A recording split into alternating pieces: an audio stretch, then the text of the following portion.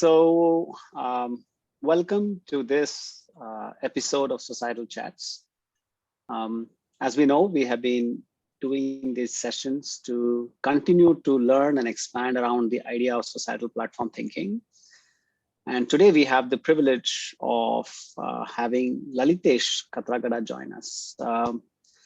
Lalitesh, I recall meeting Lalitesh for the first time on 24th of September 2016 in the Quorum building.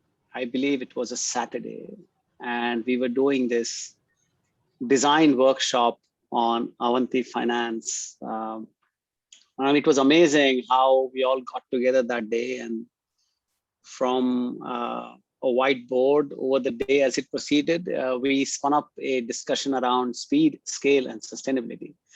And I'm so glad to have him here. So I will have the privilege of introducing him. That's Lalitesh. He's ageless. He looked like this, I believe, some years ago. He still looks like this. And I think after a decade, he would still look like this. So in many ways, he's an ageless person, but he's a pioneer. Essentially very passionate about crowdsourcing products for the underserved.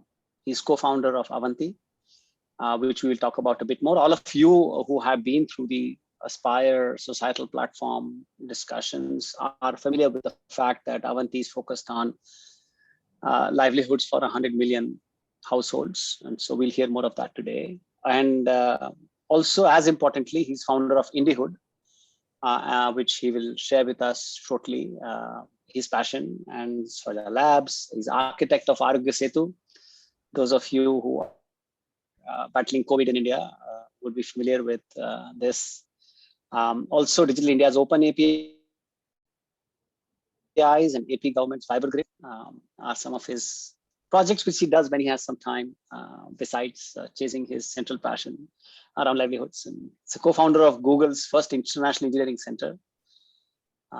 He is the person who made Google Mapmaker, engaged 4 billion people in 187 countries. So there's a lot of interesting things that we can learn from him in terms of what does it take to engage people at scale. Speaker at TED, speaker at Brookings, speaker at the White House, and mostly around the topic of internet and the next 5 billion. He's faculty at Carnegie Mellon, engaged with the Lunar Rover Initiative. He's a PhD and MS from Carnegie Mellon, Stanford, Iowa State, and IIT Mumbai. And my favorite description of him is that he's an unreasonable, restless pioneer. And I've used this term with you many a times. And I think that's what the quest is.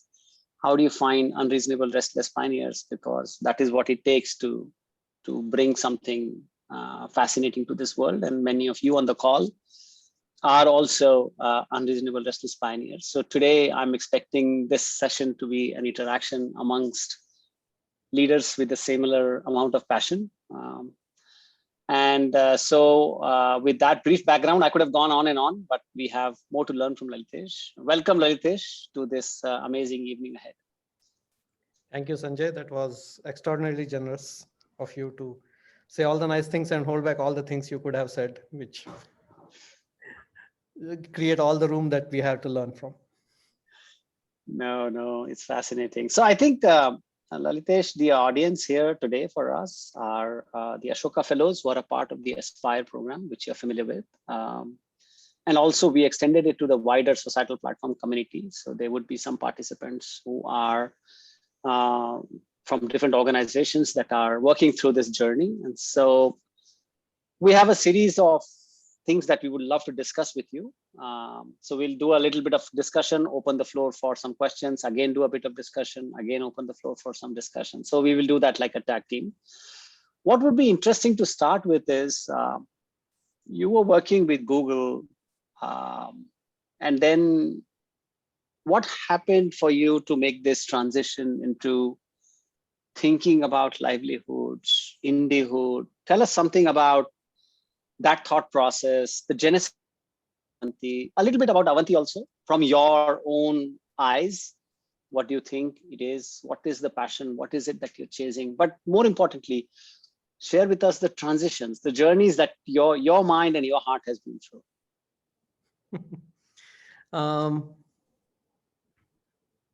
So when this will require me to go back to mapmaker a little bit. When we built mapmaker, people came out of the woodwork, um, and this was completely unexpected. So what I mean by unexpected is there was a raging debate inside Google, and I'm being very gentle about what actually happened inside Google on the mapmaker front. There was a raging debate whether users would actually ever want to contribute to something that is as coherent and as deeply technical as creating a map of the world, which was as useful as for example, the US map is or was at that time. There are people who said, look, map making is a technical exercise. It takes 2 years of GIS specialists who are college graduates who train for 2 years before they make maps.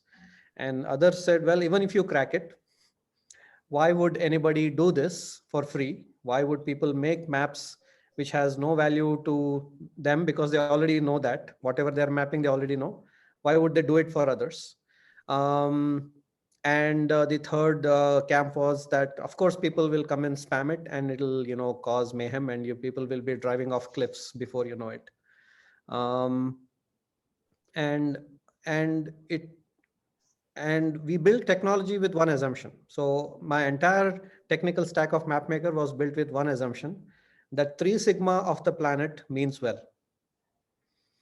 That is 98% means well. Some of them may be clueless, which is fine, but they mean well. And there are 2% who, for either deeply mischievous reasons, ignoring what is good for humanity, or malicious reasons, will try to come and mess up things deliberately, right? And mapmaker was designed with the idea that if most of the planet means well, and if you make it easy for those who mean well to do things with energy, and you slowly build layers of resistance for those who are doing mischief, and then you kind of slow down the people who mean well but don't know how to do things well, the right things will happen because the majority means well and has the energy to do the right things. This nobody believed in. And the reason why is, if you look at Facebook or YouTube and so on, I mean, I'll give one of my, I shouldn't say favorite, but most horrific examples. One of my ex-managers once gave a talk in Google on YouTube, and this was Google's Zeitgeist event, right? And she is now a vice president. And she was immediately trolled on YouTube for her dress and her looks, nothing to do with what she had just presented, and her being one of the world's foremost computer scientists, right? And with that as the backdrop, people said there is no way people will do anything meaningful because this is the history of the internet, right? But it turns out that that is the history of the internet because that's what we have made it. We have never really built stuff for people who want to contribute and contribute meaningfully at scale, um, where people can spend a few minutes or a few hours contributing and then make a difference, right? And when mapmaker was launched, long story short, thousands of people came on board. They mapped everything from rural Pakistan to um, the place near Menlo Park, which was not mapped properly, to of course all of India, and 187 countries got mapped. And then people came out of the woodwork saying, look, maps are fine, but I want to map atrocities against women. This was Julia, who founded Ushahidi later on. And then then someone else came out and said, we want to map disasters and get disaster relief happen, because you can map things in minutes, why not use it for disaster relief? And we supported them to the extent we can. But then we realized, at least I started seeing that, look, at least I have stumbled upon a truth I had not realized, which is that crowdsourcing local things is a very, very important thing. It is far more important than just maps. Maybe maps is the tip of the iceberg. And by that time, I had come up with my own philosophy of how I wanted to lead my life, which is this Venn diagram of things that scale, things that make money, and things that are good for society. And the intersection of these three is where I want to play, because if it makes money, it scales, and it impacts society, you can do it at population scale, right? And the idea was born that what if we create a platform, a hyperlocal platform to crowdsource anything, where the anything is the data itself is defined by people, and the workflows and the transactions are defined by people, and the local attributes that matter are defined by the community, if you will. And it turned out that Google had little interest in doing something like that, so I left Google after having several discussions to start what then eventually became Indihood. I avoided the usual pitfalls of taking VC money early, with advice and help from happens to be one of the general partners of Sequoia, who's a mentor of mine, who said, yes, I agree with you that you're building an exponential curve on top of an exponential curve.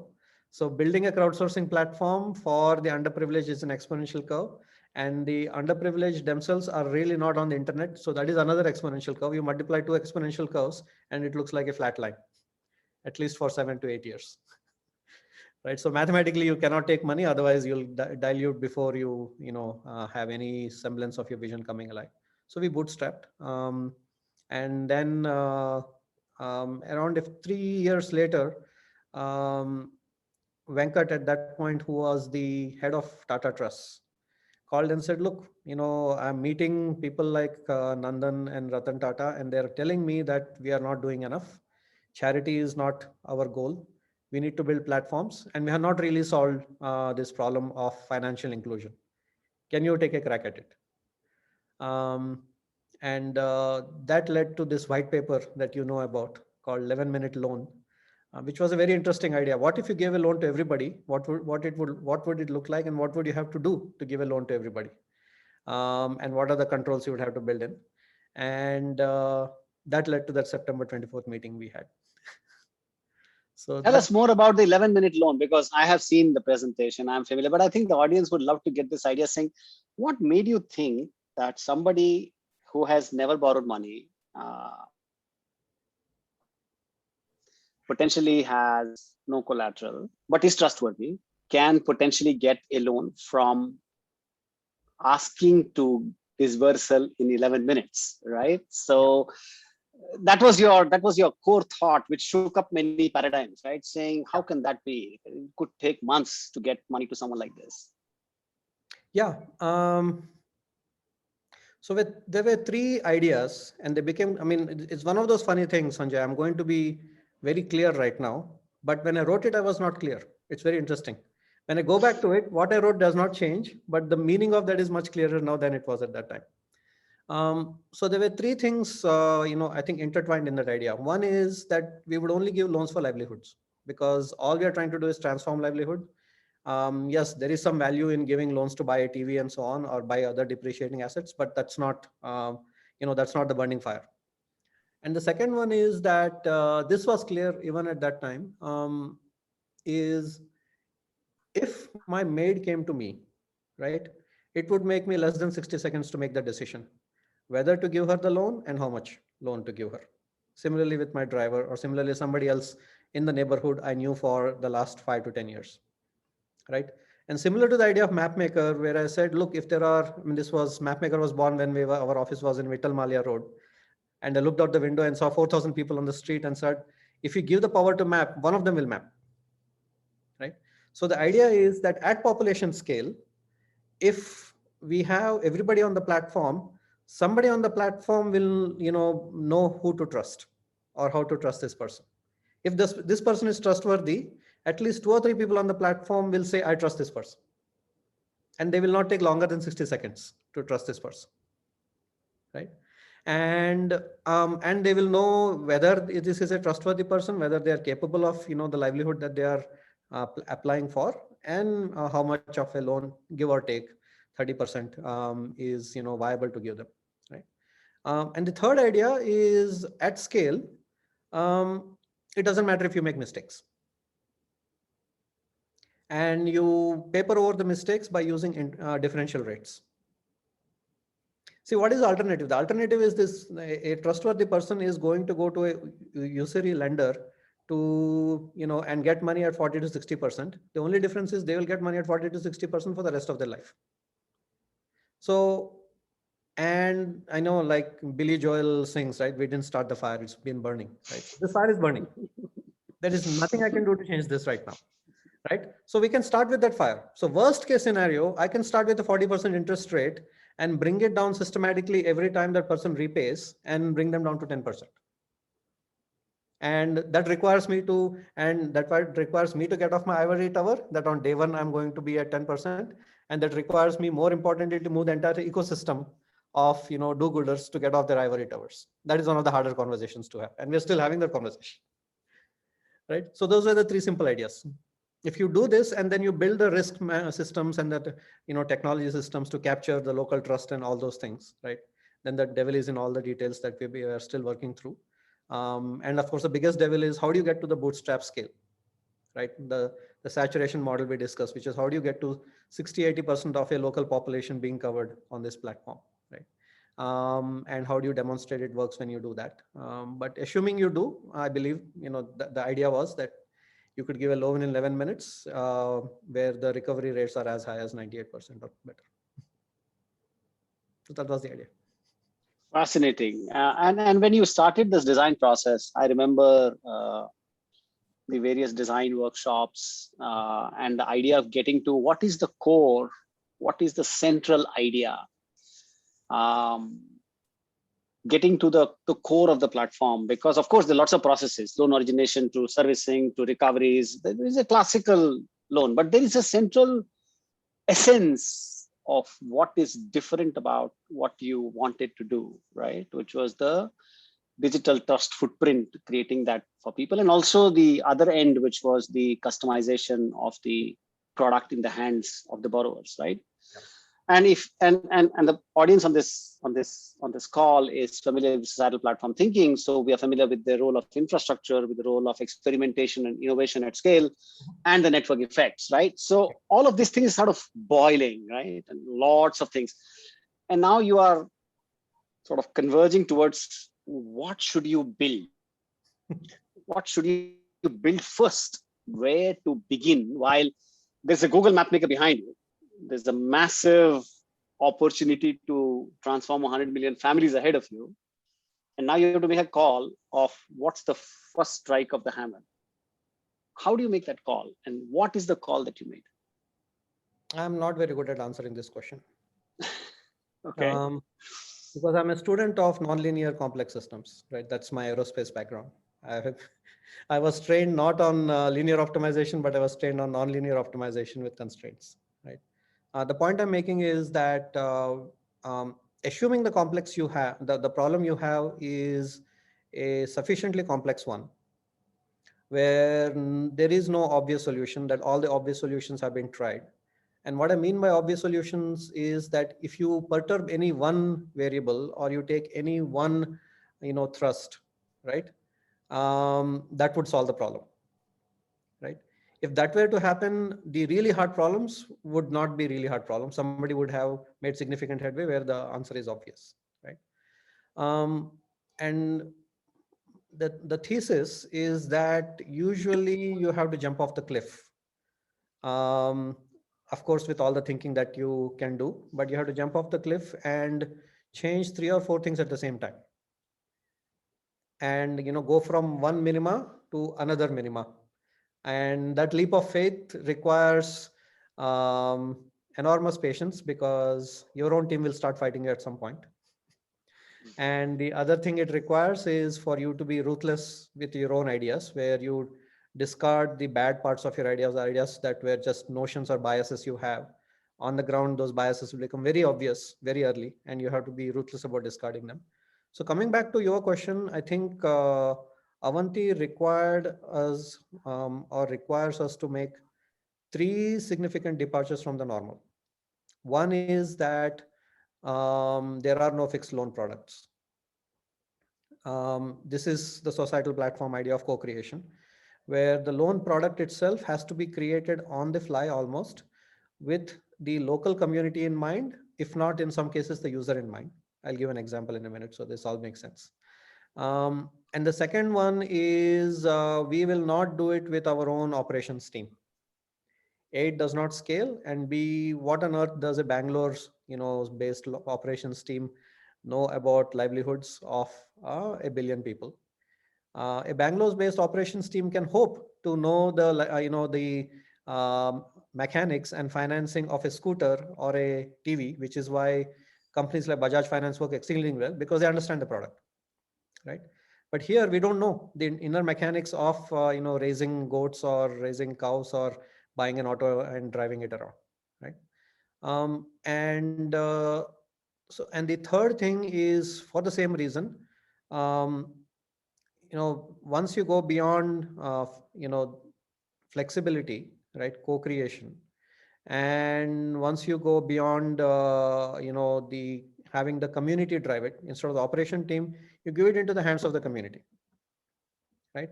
And once you do this, this becomes, if you actually start doing this, this starts looking very similar to Seva has done this for 30, 40 years, right? Now, what was missing? So what they have missed is the technology leap. Now you enable this on a technology platform, which is as agile as the business processes you want to be, right? Now, each of them is a significant leap for a MFI or any finance corporation, because not running without your own operations team where you have only indirect control over collections is a nightmarish proportion. And having loan products be created on the fly where it has not gone, forget the management team. We have loan products which don't even hit the credit committee. They get created in the field and they get rolled out in the field, right? And then you have the technology problem where we are trying to reinvent computer science, right? I mean, the whole Avanti thing is built on top of this whole notion that Indihood, where we are actually solving a computer science problem that's never been solved. Where with less than 10 people, we have created a platform which normally would take 100 computer scientists or 200 computer scientists to create normally. So it's obviously it's going to be unstable and brittle. So you are kind of taking off while the plane is not fully built, and it's an unstable aircraft. It's not a stable aircraft, and you are kind of tinkering on the fly. So it's scary, but I think that's the only way. I don't see any other way. And fortunately, my lot in life seems to be to take on problems which are scary. It's fascinating how you articulate the idea of societal platform thinking in such an interesting way, because you spoke about putting it in the hands of the community. You spoke about crowdsourcing the innovation or co-creating the innovation, and you spoke about building a double exponential technology architecture at the bottom, because and we have no idea how long will it take to scale, or what does it take, and just sort of, this is like leaping without any signs of or semblance of a parachute, right? I'm hoping that and building parachute after you jump. Question around crowdsourcing and incentives. Would you like to touch upon that? How do you incentivize people to join the crowdsourcing movement? Or is that even a question? I don't think so. That's what I was, thinking about. I think there are, see, everything we do requires incentives, right? When I wake up and go down the stairs, I require incentive. Otherwise, I won't do it. It's human nature. But the traditional, definition of internet incentives, I don't think applies to crowdsourcing. You do have to make the platform very, very easy to use so that it is not painful to use. You do have to align the person's motivations with the platform and the way the platform works for them. So for example, in MapMaker, we made it very easy to publish the map, and the map became visible immediately after you mapped. So you got instant gratification saying, look, I drew these roads and these roads are now visible and I can send a link to my friends, right? That is enough. And I think there is this 20th century construct we live in where everything is transactional. But interestingly, everything is not transactional, at least not from a money transaction point of view. There's a lot of good people want to do, but people don't do it because they don't trust that if they put in the effort, any value will come out of it or somebody won't exploit it. So you have to create that trust. And B, they don't see value coming out of their effort. So that is why instant gratification matters. And C, they want to be able to celebrate it when it happens. So those are the incentives that matter for crowdsourcing. And of course, all of this requires highly trusted, platforms so that there is value to society being delivered. For example, if I took the same effort I did, for example, one of the areas I mapped by myself when MapMaker went live was my alma mater, IIT Bombay, right? And even today, most of the roads there, if you look at them, I had mapped them. Those roads have not changed. Um, and if I had put in the same effort, it took me about 4 hours. If I'd put in 4 hours creating using drawing packages or something, creating a map of IIT Bombay and putting it on Facebook, that would have no value other than for people who look at it and say, wow, there would be no value and no sustained value to society. But that 4 hours of work has now been used by thousands and thousands and thousands of people, right? So if you deliver, value, I think, and the value need not be to you. It might be, it is to, like Einstein says, your circles of compassion, right? To you, your family, your community, to your region, your nation, your, society. If they see the value being delivered to that continuum of compassion, I don't think we need to worry about monetary, and the other part is, of course, micro work. You cannot require me to become an expert in reading your editorial guidelines and spending 4 hours and spending another 6 hours making a small contribution. I should be able to make an effective contribution in a few minutes, and the more I do, the more valuable it becomes. Proportionality and graceful escalation makes sense. If you do that, I think crowdsourcing does not require incentives. It does require us as the platform makers and platform curators a lot of hard work to make sure that those people's work remains valuable. I'm amazed how you used two concepts so seamlessly, which was, contribution and graceful escalation. I'm sure we could spend a couple of hours on those two topics as to what is the meaning of design, how do you design graceful escalation. But coming back uh, to Avanti, I think one of the important facets is that you built Avanti for Avanti the mission, and yet at the same time as a platform for others' missions, right? Which is what you call as on balance sheet and off balance sheet, which is a very unique construct coming of a microfinance institution, that you allow the ecosystem at large to leverage all the good work that you are doing to serve more and more people, right?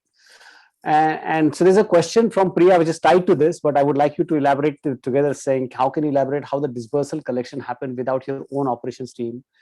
How did you arrive at what incentive will bring other players onto the platform? What's going on here? It looks like this Avanti, the horizontal versus Avanti, the mission. Maybe you should articulate it. What were you thinking when you were thinking about Avanti? So we talked about, I think anything like Avanti requires core principles that are clear, very few. It should be less than 3 or 4, but there are no exceptions to those principles. Everything else is fungible. So one of Avanti's core principles is we'll focus on livelihood, right?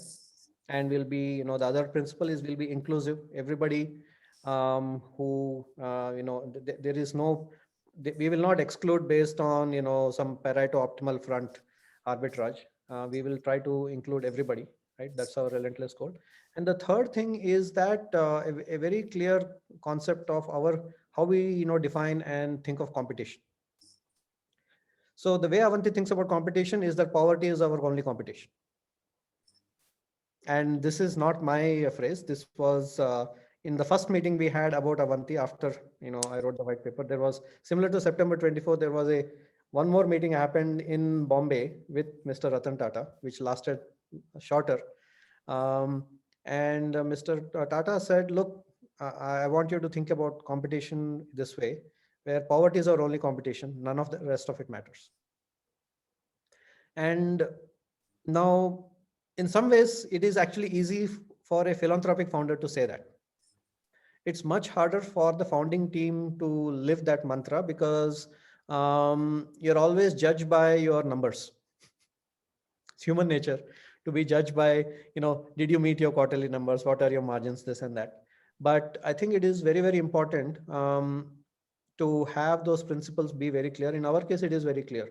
And one of the reasons why we have made Avanti open as a platform to everybody who wants to jump in and use this digital spine, if you will, is because there is no way mathematically that one finance company is going to serve the 100, 200 million users we want to serve. It is not humanly possible. We won't have the right ideas, we won't have the energy, we won't have anything that's needed. And it is actually, from a societal point of view, it is dangerous for all of that concentration to happen in one organization. We want many, many organizations, and ideally with an open API. And the way I think about it is, code is actually the easiest to replace.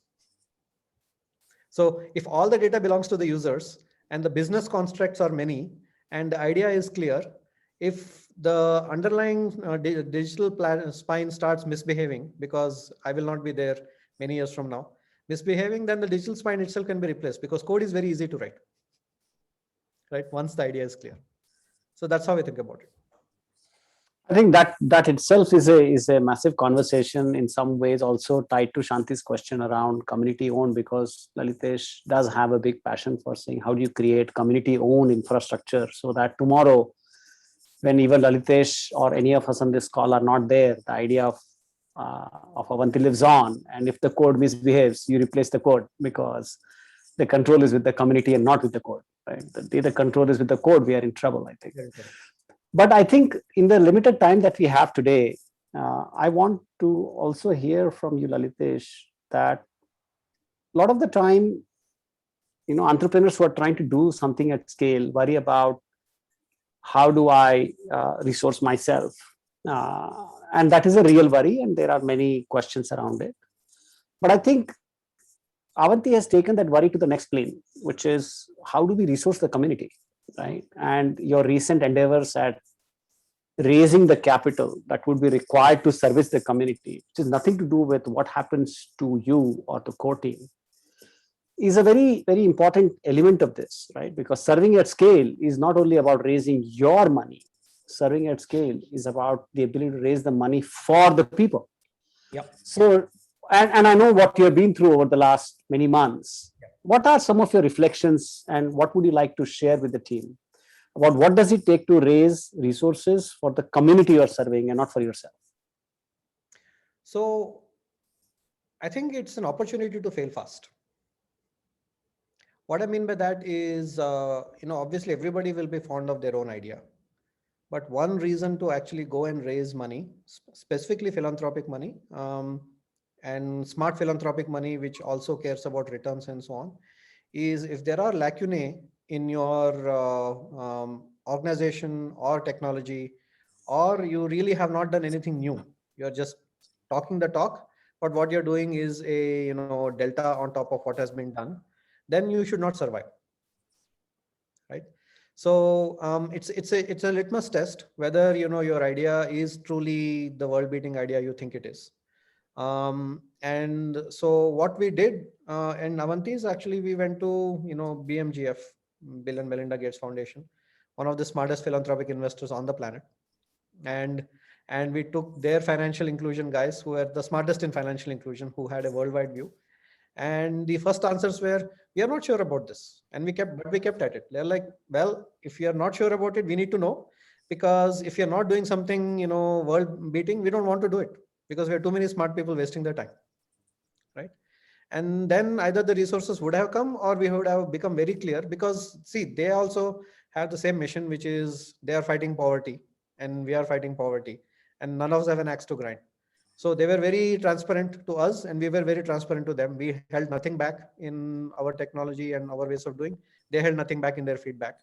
And I think that kind of partnership is very, very useful, where somebody is not just rolling out the red carpet. I mean, you do have a mentor.